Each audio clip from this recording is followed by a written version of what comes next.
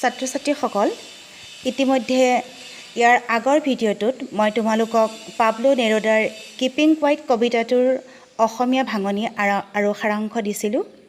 আজি মই তোমালোকক এই কবিতাটোৰ পৰা সাধাৰণতে হোৱা বিশেষকৈ সঘনাই হায়াৰ ছেকেণ্ডাৰী ফাইনেল পৰীক্ষাত অহা প্ৰশ্নবিলাকৰ উত্তৰ দিব খুজিছোঁ। তোমালোকে ভালদৰে শুনিবা আৰু নোট কৰি যাবা।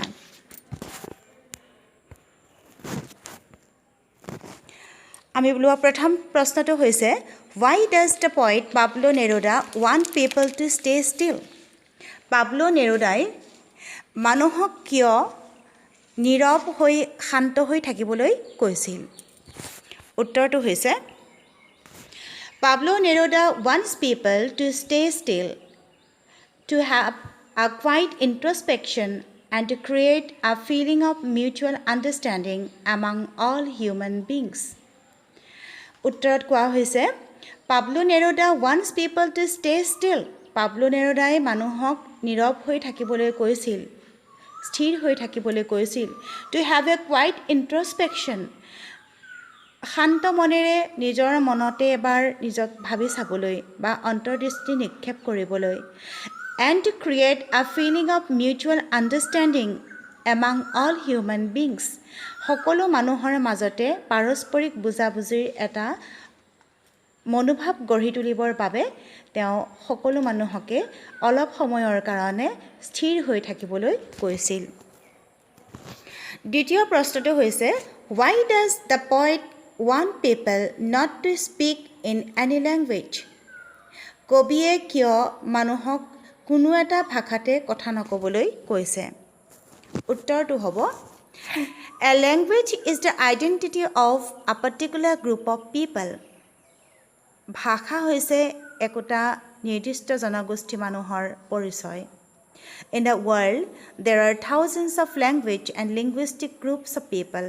পৃথিৱীত হাজাৰ হাজাৰ ভাষা আছে বা ভাষিক সম্প্ৰদায় আছে। If people speak in different languages, যদি মানুহে বেলেগ বেলেগ ভাষাত কথা পাতে, then there may be disputes and quarrels among them. তেওঁলোকৰ মাজত তৰ্কাতৰ্কি বা কাজিয়া হোৱাৰ সম্ভাৱনা আছে।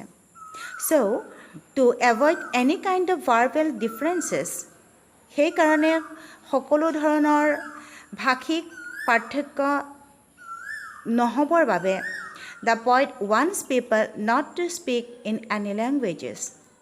সেই কবিয়ে কোনো মানুহকে কোনো এটা ভাষাতে কথা নকবৰ কাৰণে কৈছে।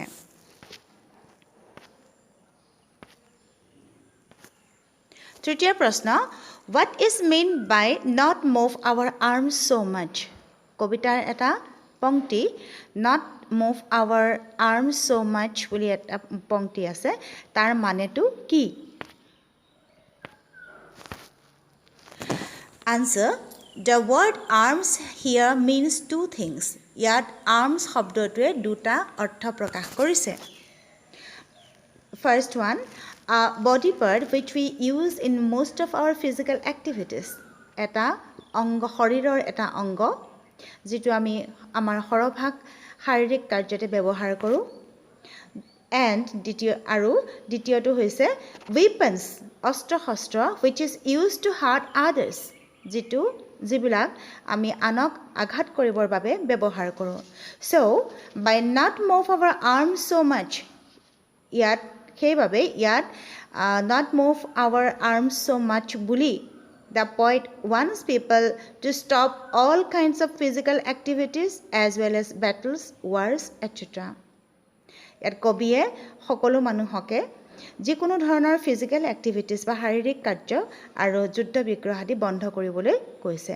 ইয়াত not move our arms so much শব্দৰে যিকোনো শাৰীৰিক কাৰ্যাৱলী বা যুদ্ধ বিগ্ৰহ আদি বন্ধ কৰাৰ কথা ক'বলৈ বিচৰা হৈছে। চতুৰ্থ প্ৰশ্ন What will happen if there is no rush or running of engines? যদি কোনো ধৰণৰ খৰখেদা হুলস্থুল বা ইঞ্জিন চলোৱাৰ শব্দ শুনা নাযায় তেতিয়া কি হ'ব? উত্তৰটো হ'ল When there is no rush or running of engines or any kind of noise, যেতিয়া কোনো খৰধৰ হুলস্থুল ইঞ্জিন চলাৰ শব্দ বা কোনো ধৰণৰ চিঞৰ বাখৰ নাথাকে, there will be an exotic moment of peace and silence.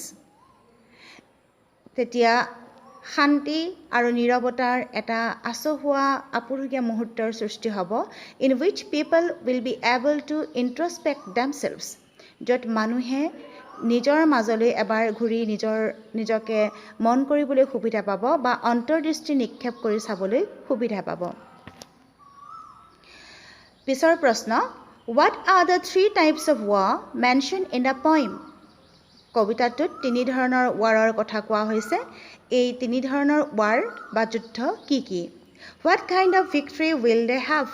কেনেকুৱা ধৰণৰ বিজয় তেওঁলোকে লাভ কৰে? এই 3টা ধৰণৰ যুদ্ধৰ পিছত কেনেকুৱা ধৰণৰ বিজয় সাধাৰণতে লাভ কৰা হয়? প্ৰশ্নটোত তেনেকৈ সোধা হৈছে। উত্তৰটো চোৱা। The 3 types of war mentioned in the poem are, কবিতাত উল্লেখ কৰা 3 ধৰণৰ যুদ্ধ হৈছে green war, war with gas and wars with fire. Green war, wars with gas আৰু wars with fire, এই 3 ধৰণৰ যুদ্ধৰ কথা কোৱা হৈছে। The wars will have a victory where no survivors will be left to celebrate it. এই যুদ্ধবিলাকে এনেকুৱা এটা বিজয় লাভ কৰে যিটো বিজয় উদযাপন কৰিবৰ বাবে কোনো মানুহ বাছি নাথাকে। Such a victory is meaningless. এনেকুৱা ধৰণৰ ভিক্টৰী বা বিজয় অৰ্থহীন। ইয়াৰ পিছৰ প্ৰশ্ন, what according to Pablo Neruda would the warmongers do? ৱাৰমংগাৰ্ছসকলে কি কৰিব বুলি পাবলো নেৰুদাই কৈছে। ৱাৰমংগাৰ্ছ মানে যিসকল ব্যক্তিয়ে যুদ্ধৰ তৈয়াৰী কৰে, যিসকল ব্যক্তিয়ে যুদ্ধ বিচাৰে, সেইসকল ব্যক্তিক ৱাৰমংগাৰ্ছ বুলি কোৱা হৈছে। এতিয়া প্ৰশ্নটো হৈছে ৱাৰমংগাৰ্ছসকলে, যুদ্ধ বিচৰা ব্যক্তিসকলে কি কৰিব বুলি কবি পাবলো নেৰুদাই কৈছে। উত্তৰটো শুনা। According to Pablo Neruda, the warmongers would stop preparing for any kind of war or battles and would put on clean clothes and walk about leisurely with other people in the shade. According to Pablo Nerudaৰ মতে, the warmongers would stop preparing for any kind of war or battles. warmongersসকলে যিকোনো ধৰণৰ যুদ্ধ বিগ্ৰহৰ প্ৰস্তুতি কৰাটো বন্ধ কৰিব। And would put on clean clothes, safa kapur pindhibo, and walk about leisurely with other people in the shade. অন্য মানুহৰ লগত একেলগে লাহে ধীৰে গছৰ ছাঁত খোজ কাঢ়িব। এইটোৱেই হৈছে উত্তৰটো। পিছৰ প্ৰশ্ন, do you think that the poet advocates total inactivity or death? কবিয়ে সম্পূৰ্ণ নিষ্ক্ৰিয়তা, total inactivity বা মৃত্যু, ডেথ বুজাইছে নেকি প্ৰশ্নটোত সোধা হৈছে। তুমি বুজিছা নেকি, তুমি ভাবিছা নেকি যে কবিয়ে টোটেল ইনএক্টিভিটি বা ডেথৰ কথা বুজাইছে? কবিতাটোত আমাক কোৱা হৈছে যে কবিয়ে সকলো মানুহকে অলপ সময়ৰ কাৰণে স্থিৰ হ'বলৈ কৈছে, কোনেও কথা নক'বলৈ কৈছে, তেওঁ কোনো ধৰণৰ ইঞ্জিন নচলিব বুলি কৈছে, কোনেও ৱাৰমংগাৰ্ছসকলে কোনেও যুদ্ধ বিগ্ৰহ নিবিচাৰিব বুলি কৈছে, কাম কৰা মানুহবিলাকে কাম বন্ধ কৰিব বুলি কৈছে। গতিকে প্ৰশ্নটোত সোধা হৈছে যে কবিয়ে টোটেল ইনএক্টিভিটি, সম্পূৰ্ণ নিষ্ক্ৰিয়তা বা ডেথ অৰ্থাৎ মৃত্যুক বুজাইছে নেকি? উত্তৰটো হ'ব no. The poet does not advocate total inactivity or death. কবিয়ে টোটেল ইনএক্টিভিটি বা ডেথক বুজোৱা নাই। He clarifies, তেওঁ বুজাই দিছে, তেওঁ স্পষ্টকৈ বুজাইছে that he wants all people just to stop for a while. তেওঁ সকলো মানুহকে অকণমান সময় মনে মনে থাকিবলৈ বা কাম বন বন্ধ কৰিবলৈ কৈছে। In order to analyze their activities and their consequences. তেওঁলোকৰ নিজৰ কাম বনবোৰ, কাৰ্যাৱলীসমূহ নিৰীক্ষণ কৰিবৰ কাৰণে, বিশ্লেষণ কৰিবৰ কাৰণে আৰু ইয়াৰ যি ফলাফল তাকো বিশ্লেষণ কৰিবৰ কাৰণেহে অলপ সময়ৰ কাৰণে ৰ'বলৈ কৈছে। He wants human beings not to support war and damage to the environment. তেওঁ মানুহক যুদ্ধ সমৰ্থন নকৰাটো আৰু এনভাইৰনমেণ্ট অৰ্থাৎ প্ৰকৃতিৰ কোনো ক্ষয় নকৰাটো বিচাৰিছে। ইয়াত কবিয়ে টোটেল ইনএক্টিভিটি বা ডেথক বিচৰা নাই। তেওঁ খন্তেক সময়ৰ কাৰণে মানুহক ৰ'বলৈ কৈছে, ৰৈ নিজৰ কাৰ্যাৱলীসমূহ আৰু ইয়াৰ পৰা হ'ব পৰা ফলাফলসমূহ ভালকৈ বুজি পাবলৈ কৈছে আৰু এইটো বুজাইছে যে ইয়াৰ দ্বাৰা মানুহে নিজৰ কামৰ দ্বাৰা যাতে প্ৰকৃতিৰ কোনো ধৰণৰ ক্ষতি নকৰে আৰু কোনো ধৰণৰ যুদ্ধৰ সমৰ্থন নকৰে। ইয়াৰ পিছৰ প্ৰশ্ন question number 8 what is the sadness that the poet refers to in the poem. কবিয়ে কবিতাত কেনেধৰণৰ ছেডনেছ অৰ্থাৎ বিষাদৰ কথা কৈছে। উত্তৰটো ওলোৱা। In day-to-day life, we people remain so much busy that we do not spare time to reflect our own actions and its consequences. In day-to-day life, দৈনন্দিন জীৱনত we people remain so much busy. আমি মানুহবোৰ ইমান বেছি busy হৈ বা ব্যস্ত হৈ থাকোঁ that we do not spare time to reflect our own actions and its consequences. আমি নিজৰ কাম কাজসমূহ বা এই কাম কাজসমূহৰ ফলাফলসমূহ কেনেধৰণৰ হৈছে তাক ভাবি চাবৰ কাৰণে, তাক এবাৰ বুজি পাবৰ কাৰণে আমাৰ সময় নহয়।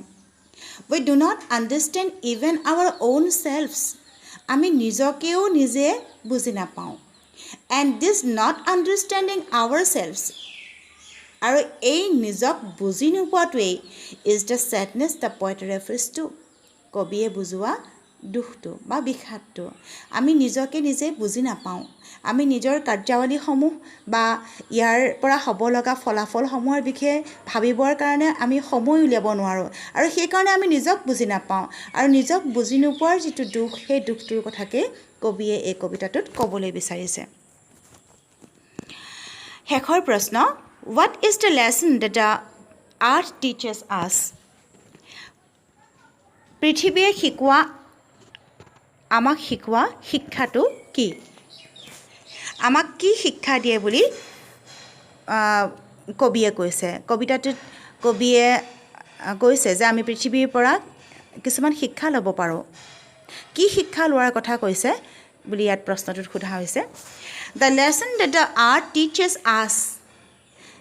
আমাক পৃথিৱীয়ে শিকোৱা শিক্ষাটো হৈছে everything may seem that sometimes. প্ৰকৃতিৰ যিকোনো বস্তু বা প্ৰত্যেকটো বস্তুৱেই কোনোবা সময়ত মৃত যেন লাগিব পাৰে, but it definitely proves to be alive later.